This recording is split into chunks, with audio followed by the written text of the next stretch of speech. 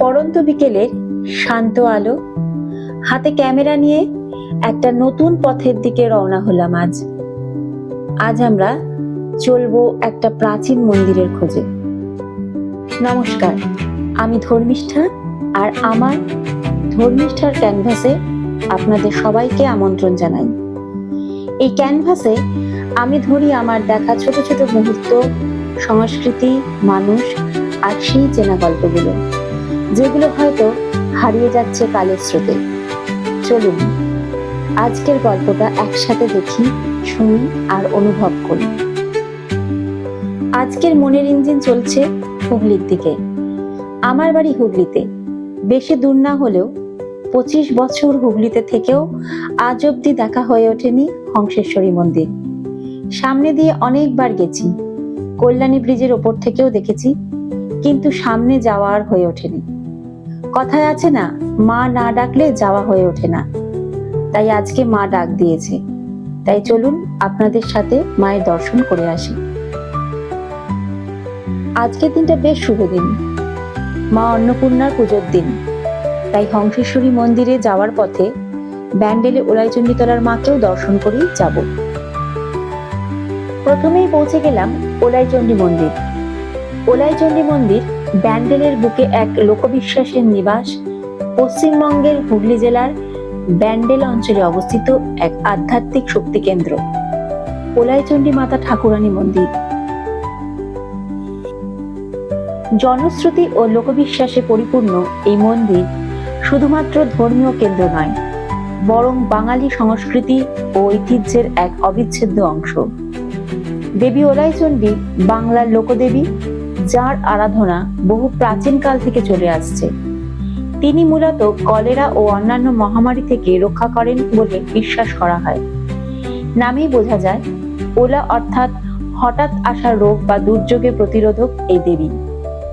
দেবীর পুজোর সময় মানুষ নিজেদের শরীরে নিম পাতা জড়ায়, হাতে পবিত্র সুতোর বন্ধন দেয় এবং অনেকেই উপোস করে মানত পালন করেন। এতে শুধু ভক্তির প্রকাশই নয়, রয়েছে গভীর স্বাস্থ্য সচেতনতা ও প্রাকৃতিক প্রতিরোধের বার্তা। দোল পূর্ণিমার পরে প্রতি বছর বসে ওলাইচণ্ডী মেলা, যা ওলাইচণ্ডী ও ব্যান্ডেল অঞ্চলে অন্যতম বড় উৎসব। এই সময় মন্দির প্রাঙ্গণ ভরে ওঠে পূজারী, মানতকারী, দোকানপাট আর উৎসব মুখর ভক্তদের ভিড়ে। ব্যান্ডেল গেলে শুধু ঐতিহাসিক চার্চ নয়, ঘুরে আসুন ওলাইচণ্ডী মায়ের দরবার থেকেও। পুরনো ইট পাথরের গায়ে লেগে থাকা ইতিহাস আর মানুষের বিশ্বাসে ভরপুর এই মন্দিরের আকাশে যেন এখনো ভেসে আসে নিম পাতার গন্ধ আর ঢাকের ধ্বনি। এবারের আরো এক নতুন অভিজ্ঞতা যোগ হলো। মন্দিরের পাশের মাঠেই আয়োজন হয়েছে এক প্রদর্শনী।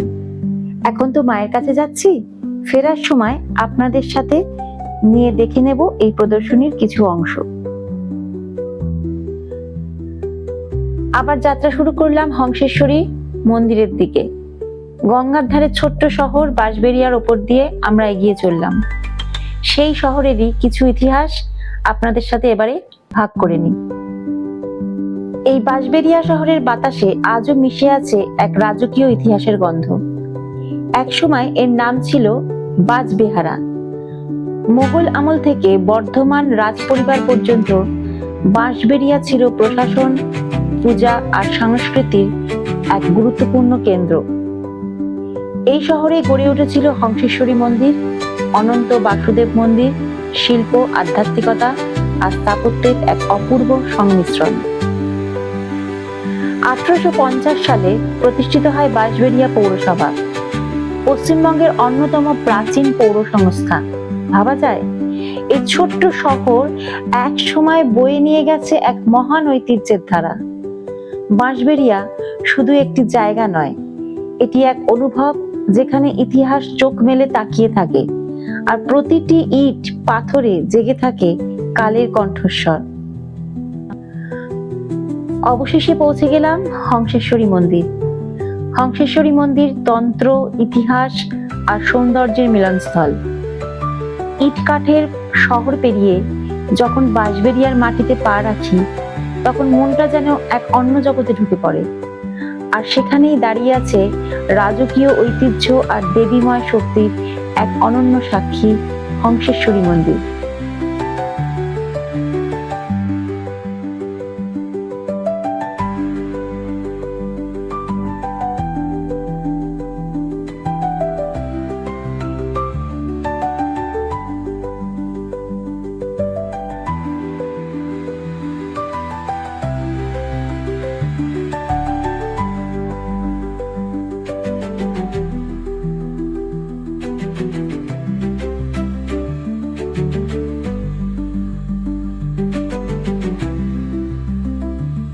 এই মন্দির শুধু একটা ধর্মীয় স্থান নয়, এটা এক মহাজাগতিক অভিজ্ঞতা।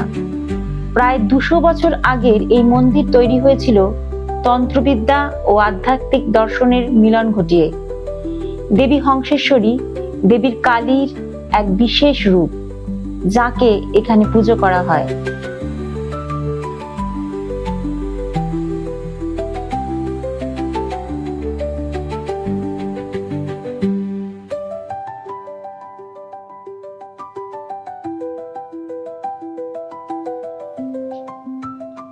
1800 সালের গোড়ার দিকে এই মন্দির নির্মাণের স্বপ্ন দেখেছিলেন রাজা নৃসিংহদেব রায়। তারই মায়ের নাম অনুসারে এই মন্দিরের নাম হয় হংসেশ্বরী মন্দির। তবে মন্দির সম্পূর্ণ হয় তার মৃত্যুর পরে, তার স্ত্রী রানী শঙ্করী দেবীর হাতে 1817 সালে। ভাবুন তো, একটি মন্দির যা স্বপ্ন থেকে বাস্তবে রূপ পেয়েছিল ভালোবাসা আর আস্থার শক্তিতে। মন্দিরের 13টি চূড়া যেন প্রস্ফুটিত পদ্ম, এবং প্রতিটি স্তর গঠিত হয়েছে মানব শরীরের নানা চক্র আর নারীর আদলে, একেবারে তান্ত্রিক দর্শনের সঙ্গে মিল রেখে। এ যেন ধর্ম আর দেহতত্ত্বের এক অদ্ভুত সুন্দর সংমিশ্রণ। মন্দিরের অভ্যন্তরে অবস্থান করছেন দেবী হংসেশ্বরী, নীল বর্ণের, চারভুজা, শক্তির প্রতীক।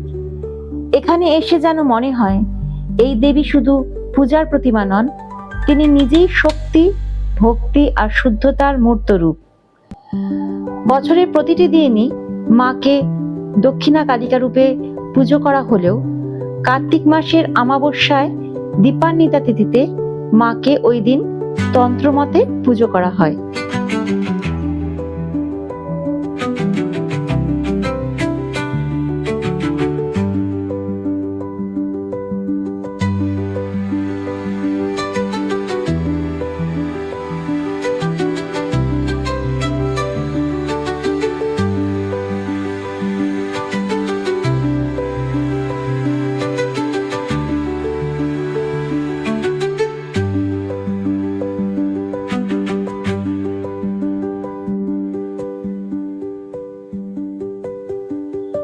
এখানে রয়েছে আরো একটি স্থাপত্য রত্ন, অনন্ত বাসুদেব মন্দির, যা টেরাকোটার কারুকার্যে ভরপুর। ইতিহাস যেন এখানে নিঃশব্দে কথা বলে, শুধু দরকার শোনার মন। হংসেশ্বরী মন্দির শুধু এক দর্শন নয়, এক অনুভব। এখানে সময় থেমে যায়, মন জুড়ে থাকে শুদ্ধতা আর শ্রদ্ধা। আসুন একবার এই মন্দিরে এসে নিজের চোখে দেখে যান সেই সৌন্দর্য, যা শুধু চোখে দেখা যায় না, মনে গেঁথে থাকে চিরকাল। জয় মা হংসেশ্বরী।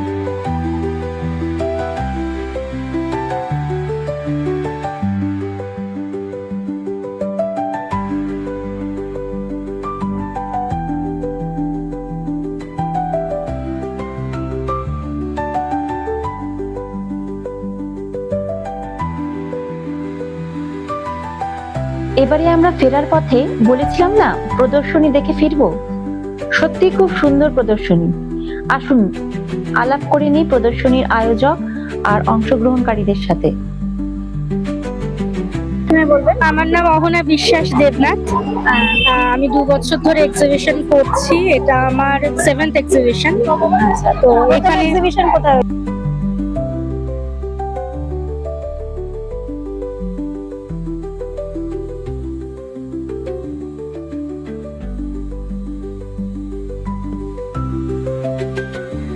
খুব ভালো লাগছে এটা ভেবে যে আয়োজক থেকে অংশগ্রহণকারী সবাই প্রায় মহিলা। সংসারের সব দায়িত্ব সেরে নতুন উদ্যমে হাসি মুখে প্রত্যেক ক্রেতাদের সাথে নিজেদের পরিচয় বিনিময় করছেন। আসলে প্রদর্শনী তো পরিচিতির জন্যই, তাই আয়োজক থেকে অংশগ্রহণকারী প্রত্যেকেরই যোগাযোগ সূত্র দেওয়া রইল আমার ডেসক্রিপশন বক্সে। আসুন তুলে ধরি তাদের সাথে আমার পরিচয়ের বিনিময়ের কিছু মুহূর্ত।